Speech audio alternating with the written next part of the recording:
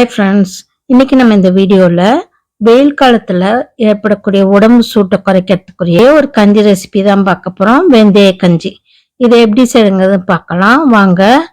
வீடியோக்குள்ள போகலாம். கஞ்சி கூட ஒரு துவையல் வச்சு சாப்பிட்லாம். துவையல் ரெசிபியும் செஞ்சு காமிக்கிறேன். இப்போ இந்த கஞ்சி செய்யறதுக்கு ஒரு குக்கர் எடுத்து வச்சிருக்கேன். அதில் நான் ஒரு டம்ளர் பச்சரிசி போட்டுக்கிறேன். உங்கள் வீட்டில் எந்த டம்ளர் இருக்கோ அந்த அளவில் எடுத்துக்கோங்க. அது கூட ஒரு 2 டீஸ்பூன் உடைச்ச உளுந்து சேர்த்துருக்கேன். உடைச்ச உளுந்து சேர்த்துக்கிறேன். நீங்கள் வேணும்னா பாசிப்பருப்பு கூட போட்டுக்கலாம், இல்லை இது இல்லாமையும் செய்யலாம். இப்போ இது எல்லாத்தையும் கழுவி எடுத்துட்டு வந்துக்குவோம். இப்போ கழுவி எடுத்துட்டு வந்தாச்சு. இப்போ இதில் தண்ணி ஊற்றிக்குவோம். இந்த டம்ளர்ல அரிசி அளந்தால இதில் 4 டம்ளர் தண்ணி ஊற்றிக்கிறேன். ஒரு டம்ளர் எடுத்துருந்தேன், அதனால 4 டம்ளர் ஊற்றிக்கிறேன். கஞ்சிங்கிறதுனால கொஞ்சம் எக்ஸ்ட்ரா தண்ணி ஊற்றிக்கிறேன். இப்போ 4 டம்ளர் தண்ணி ஊற்றியாச்சு. இப்போ இதில் 10 பல்லு பூண்டை நல்லா கொஞ்சம் கட் பண்ணி வச்சுருக்கேன், அதை போட்டுக்குவோம்.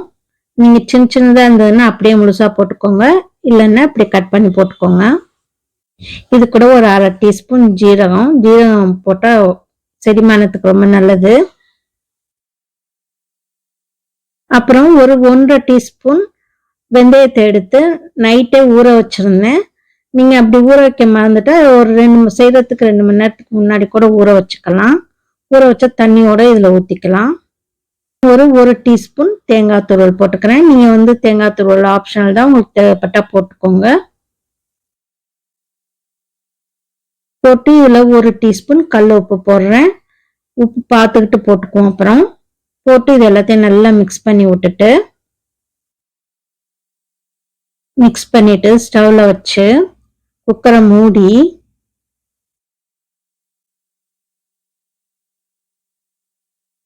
வெயிட் போட்டு 4ல இருந்து 5 விசில் வர வரைக்கும் வச்சுக்குவோம். இல்லை உங்க குக்கருக்கு தகுந்த மாதிரி வச்சுக்கோங்க. நல்லா குலைவா வேக விடுங்க. இது வேகிறதுக்குள்ளார நம்ம இதுக்கு ஒரு துவையல் அரைச்சிக்குவோம். இப்போ இந்த கஞ்சி ரெடி ஆகிறதுக்குள்ளார நம்ம தேங்காய் துவையல் அரைச்சிக்குவோம். அதுக்கு கொஞ்சம் வதக்கிக்குவோம். காய் வச்சு அதில் 1 டீஸ்பூன் எண்ணெய் ஊற்றிக்கலாம். 4 துண்டு பெருங்காயம் போட்டுக்கிறேன். சின்ன சின்ன பீஸாக பெருங்காயத்துண்டு போட்டிருக்கேன். கட்டி பெருங்காயம் தான் போட்டிருக்கேன். போட்டு அது பொரியட்டும். பெருங்காயம் நல்லா பொரிஞ்சிருக்கு. இப்போ இதில் நான் 1 டேபிள் ஸ்பூன் உளுந்து போட்டிருக்கேன். உளுந்து கொஞ்சம் செவக்க வறுத்துக்குவோம். அடுப்பை மீடியம் ஃப்ளேம்லேயே வச்சு செய்யுங்க, இல்லாட்டினா உளுந்தெல்லாம் சீக்கிரம் கரைஞ்சிடும். இது கூட ஒரு 1/4 டீஸ்பூன் ஜீரகம் போட்டிருக்கேன். போட்டு அதையும் சேர்த்து நல்லா வறுத்துக்குவோம்.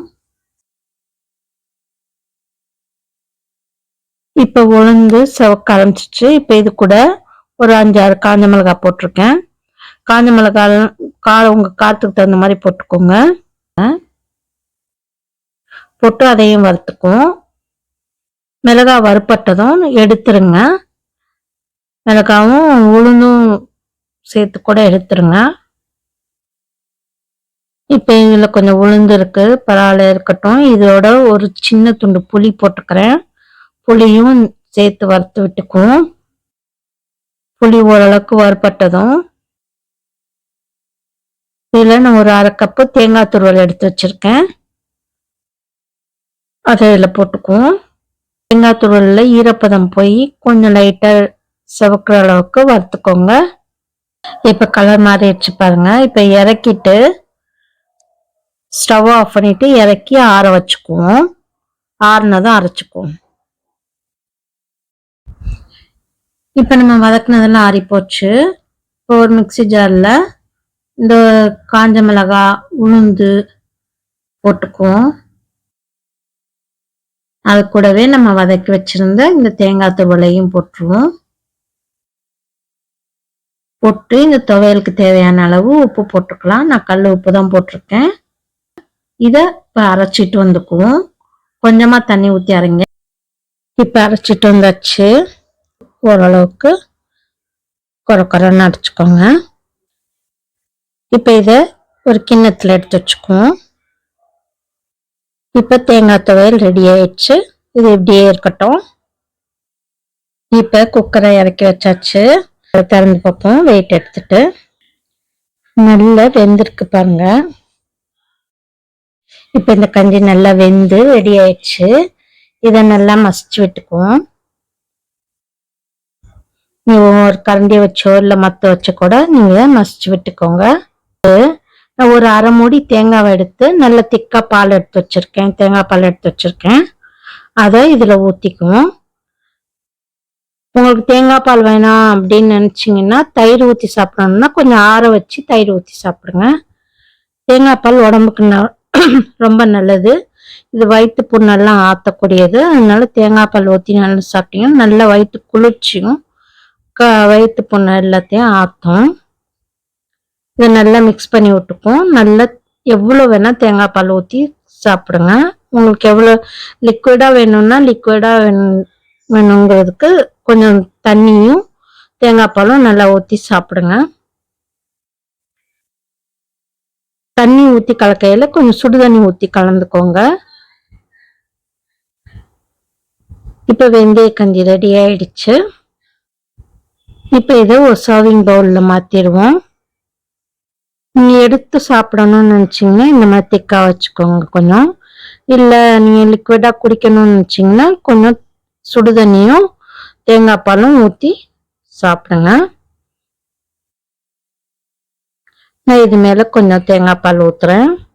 கஞ்சி வெயில் காலத்துல ஏற்படக்கூடிய உடம்பு சூட குறைக்கும். இதை நீங்க வாரத்துல ஒரு நாள் செஞ்சு சாப்பிட்டீங்கன்னா உடம்பு சூடு குறையும். இதை நீங்க பிரேக்ஃபாஸ்டா கூட செஞ்சு சாப்பிடலாம். இப்ப அருமையான டேஸ்டியான வெந்தய கஞ்சியும் தேங்காய் துவையலும் ரெடி ஆயிடுச்சு. இதை நீங்க செஞ்சு பாருங்க. செஞ்சு பார்த்துட்டு இந்த வீடியோ பிடிச்சிருந்தா லைக் பண்ணுங்க, கமெண்ட் பண்ணுங்க, ஷேர் பண்ணுங்க. அப்படியே எங்க சேனலை சப்ஸ்கிரைப் பண்ணுங்க. மறக்காம பெல் ஐக்கானை கிளிக் பண்ணுங்க. அப்பதான் எங்களோட ஒவ்வொரு வீடியோவும் உங்களுக்கு நோட்டிபிகேஷனா வந்து சேரும். Thank you friends.